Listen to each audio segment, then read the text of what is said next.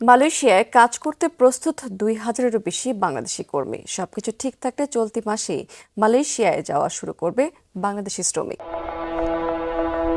দীর্ঘদিন ধরে চলমান জটিলতা কাটিয়ে বাংলাদেশ থেকে পুনরায় কর্মী নিয়োগের আনুষ্ঠানিক উদ্যোগ নিয়েছে মালয়েশিয়া সরকার।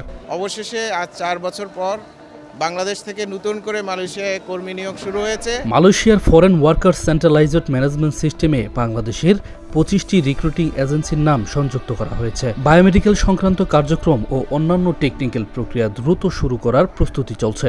তবে পরবর্তী পাঠানোর মোট খরচ এবং চূড়ান্ত ফ্লাইটের তারিখ সম্পর্কে খুব শীঘ্রই অফিসিয়াল নোটিশ প্রকাশ করবে দুই দেশের সংশ্লিষ্ট কর্তৃপক্ষ। মালয়েশিয়ায় অবস্থানরত বাংলাদেশি প্রবাসীদের স্বার্থ রক্ষায় স্থানীয় বাংলাদেশ হাইকমিশন তৎপর ভূমিকা রাখছে। সম্প্রতি হস্তক্ষেত্রের মাধ্যমে ১২৬ জন শ্রমিকের বকেয়া বেতন আদায় ও মোবাইল পরিষেবার মাধ্যমে শতাধিক প্রবাসীকে সেবা প্রদান করা হচ্ছে।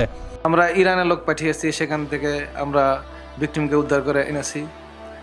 আমরা লিবিয়াতে লোক পাঠিয়েছি, অফিসার পাঠিয়েছি, সব পাঠিয়েছি অথবা মেকানিজম করে আমরা ভিকটিমকে উদ্ধার করে নিয়ে আসছি, গ্রিস থেকে নিয়ে আসছি। অবৈধ দালাল চক্র বা প্রতারক এজেন্সির প্রলোভনে পড়ে কোনো ধরনের অগ্রিম টাকা বা পাসপোর্ট জমা না দেওয়ার জন্য জনশক্তি কর্মসংস্থান ও প্রশিক্ষণ ব্যুরো BMET এবং অভিবাসন বিশেষজ্ঞরা বিশেষ পরামর্শ দিয়েছেন।